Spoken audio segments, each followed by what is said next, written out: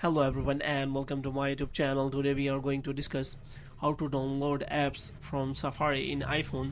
For example, if you want to download apps from Safari without using App Store, so how you gonna do that? For this, what you have to do, you have to simply watch this video completely. So without wasting any time, let's start the video. So if you want to download any or install any apps on your iPhone, then you have to simply go for the App Store, and after that you have to simply search for that app and you will be able to download and install that app. But if you do not want to use App Store and you want to download apps from outside of the App Store using Safari, so how are you gonna do that?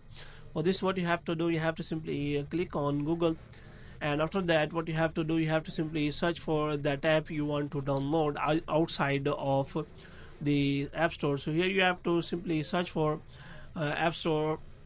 Here you have to simply search for iPhone, and after that you have to look for any website other than the App Store which provide App Store that apps. So here you can simply click on that and you will find all the details here. So here there are very many websites which provide the that app for iOS and iPhone devices, but I will recommend to not to use that. But there is also a link which directly goes to the App Store, which means if you want to download any app and you click on that, and that will be directly to the App Store, then you can simply click on the install button and you can enjoy that app. But there are also another website which provide you uh, the apps, but I will recommend you not to use that application because these kind of application websites are fake and do not provide any kind of apps or file for apps in iPhone. So that's why they are risk for your security on your iPhone.